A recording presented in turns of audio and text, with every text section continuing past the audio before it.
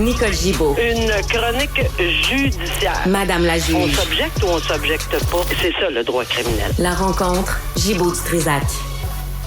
Nicole, bonjour. Bonjour, Benoît. Il me semble qu'on a déjà parlé de ça, là, les bracelets anti-rapprochement là, qui marchent pas. Ben, ils marchent. Les bracelets, il y a eu un pépin, mais là, c'est pire que... Là, moi, je comprends pas. Je vais être très, très honnête, là. Il est là, le bracelet. Il fonctionne, le bracelet. Okay. Il y a un périmètre de 1,5 km qu'il devait respecter. On parle de violence.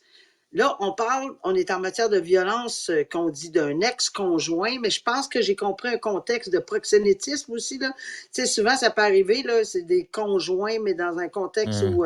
bon, alors je crois que c'est ça, parce que j'ai entendu une entrevue avec la dame.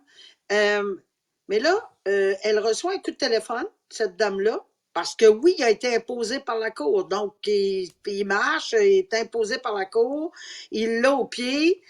Et elle reçoit un téléphone du DPCP qui dit « Madame, on veut juste vous dire qu'on a changé les conditions, ça ne sera plus à 1,5 km. On va rétrécir le périmètre de je ne sais pas combien, là, un peu, parce que monsieur a un emploi, monsieur a des obligations professionnelles, monsieur doit faire tel ci, monsieur doit faire tel... » Elle est traumatisée. J'ai écouté son entrevue. Elle est complètement bouleversée, traumatisée. Elle n'en revient pas. Elle n'a pas été avisée. On ne lui a pas demandé. Moi, c'est ça qui me dérange. Apparemment que le ou les procureurs de la Couronne, ils ont dit, la décision est prise. C'est ça. C'est de même, ça marche.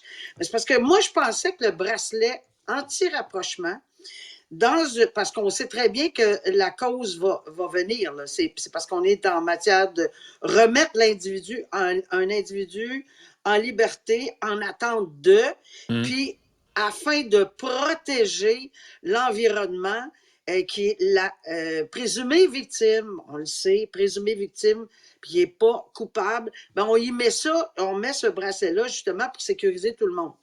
Elle était au coin de rue, apparemment, pas loin, là, et elle l'a vu très, très, très peu loin d'elle. Et elle est complètement désorganisée. C'est parce que on peut-tu essayer de s'impliquer plus que ça au niveau de la victime et potentiel, là, présumé, puis de demander, écoutez, madame, on est supposé, parce qu'il fait cette demande-là, il peut les faire, cette demande-là. Ben oui. Benoît, des modifications à des conditions, j'en ai émises à tonnes. On a le pouvoir de le faire comme juge. Mais on entend le pourquoi du comment, là. Oui, pourquoi, puis dans quelles circonstances, puis surtout qu'on est dans un contexte où on dit que on veut faire bien attention avec les tribunaux spécialisés, d'encadrer, blablabla, blablabla. Demandez-les à la personne. T'sais, on n'a pas encore la mentalité de demander à la victime présumée. Si ça ne tient pas la route, si c'est juste, là, et peut-être qu'on va donner des raisons qui... Je ne sais pas. En tout cas, moi, mon devoir était d'écouter les gens, pas juste de rendre des décisions sans entendre le tout. C'est ça. Mais ce qui est choquant, c'est ce que tu dis, c'est monsieur a besoin, oui, monsieur... Mais ça. Madame, elle, on fait quoi avec madame, voilà. là? C'est pour ça que je trouve ça renversant d'entendre ça. J'aurais peut-être pas été aussi... allumé puis vexé il y a 20 ans, 15 ans passés parce qu'on avait moins cette image de la victime alléguée, qu'on doit faire attention, puis la protection. Mais là, ça fait des années qu'on parle de ça, qu'on veut créer un pourtour autour des victimes alléguées et puis de les rendre confortables. Il faut qu'elle ait témoigné encore, elle. Là. Ah, ouais, il va falloir qu'elle retourne devant le tribunal. Là. C'est pas fini, l'affaire, là. Alors, moi, je suis vraiment, le terme qui me vient en tête, là, qui n'est pas très français, mais flabbergasté, c'est le cas de le dire, là. J'ai de la difficulté à comprendre qu'on n'a pas fait de vérification auprès d'elle, puis de vérifier pourquoi. Peut-être que c'était justifié beaucoup, ses craintes, et peut-être qu'on aurait pu l'apaiser, ses craintes, en y expliquant certaines choses. Non, la décision, elle est rendue. Point final. Je suis déçu un peu, là. Oui, je peux comprendre. 7 ans de prison pour avoir poignardé à mort son père, qui était pas très gentil, je pense. Non, puis, tu sais, combien de fois on parle de sentences, ça n'a pas de bon sens, puis les sentences, puis c'est pas assez, puis etc. Normalement, là, quelqu'un qui poignarde quelqu'un autre que c'est dans ces circonstances-là, parce qu'on va y revenir, ben on aurait peut-être 17 ans, mais ça n'a pas de bon sens, il aurait dû avoir 10 ans, 12 ans, 15 ans, même si c'est un homicide, blablabla. Mais ici, le contexte est très particulier. Et je pense qu'il faut le mentionner. On bonifie pas le geste, on dit pas que c'est correct, on dit pas rien de ça, on dit tout simplement que les tribunaux, le DPCP, la défense, la juge dans les circonstances, ont toutes eu une écoute sensible à la situation. L'acte est épouvantable. Un homicide, c'est un homicide. Tuer quelqu'un, c'est épouvantable. Mais le contexte est bien particulier parce qu'il s'agit d'une personne d'une autre culture qui apparemment battait ses enfants, la victime, là, battait sa femme, mais que sa femme pouvait pas pour des raisons. Et elle le dit dans l'article, c'est pas moi au Pakistan, on ne voit pas les femmes divorcées ou séparées d'un très bon œil. Et c'est sûr que c'est dans sa culture. Les enfants qui vivent là étaient battus.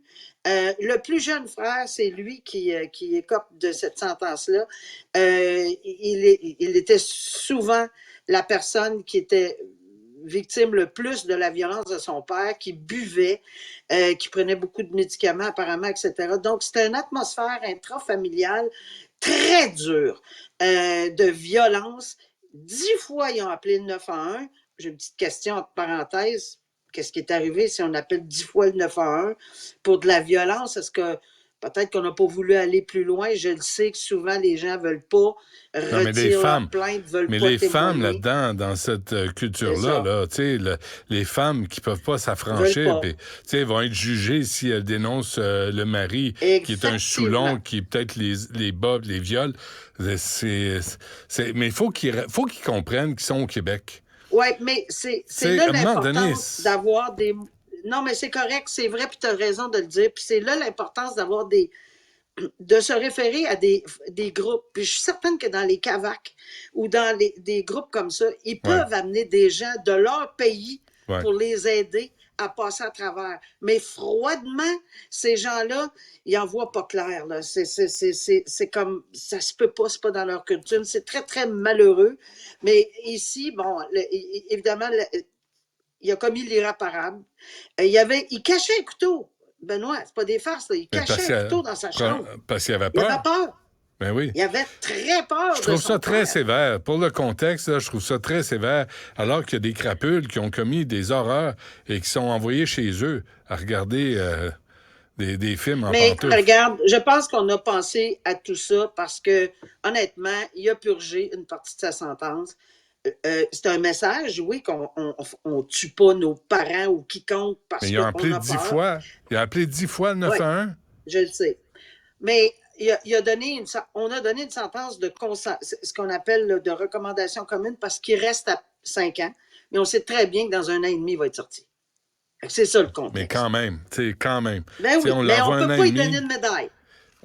Non plus. Mais sais-tu, j'aimerais ça entendre le responsable du 911. Comment se fait qu'une famille appelle 10 fois? Ben, il faudrait en avoir. Le juge aurait dû demander à en avoir parce qu'on appelle chez vous 10 fois, puis vous avez les doigts d'amener. Ben, non, mais il l'avait peut-être, Benoît. Il l'avait peut-être, puis c'est tu sais, je veux dire, qu'est-ce qu'on a fait avec ça? Moi, je présumerai pas de ce qui est fait ou pas fait, je ne sais pas. Mais ce serait le fun de le savoir. Est-ce que le tribunal l'a eu? Je ne sais pas. OK. On va vérifier, parce que il me semble que c'est des questions qui se posent. Une famille appelle 10 fois le 911, puis ça finit où le jeune qui a tellement peur du bonhomme qui est sous et qui est abusif, le poignarde. Je pense que c'est court comme explication. Tu trouves pas? Peut-être que ça a été expliqué à la cour, mais moi, je ne l'ai pas le résultat de ceci. Alors oui, ça serait peut-être intéressant de le vérifier. Très bien. Hey, Nicole, bonne fin de semaine, malgré tout. Malgré tout, bonne fin de semaine. Puis il faut sortir les mitaines, apparemment. Ah oui, OK. Salut. Bye. Bye.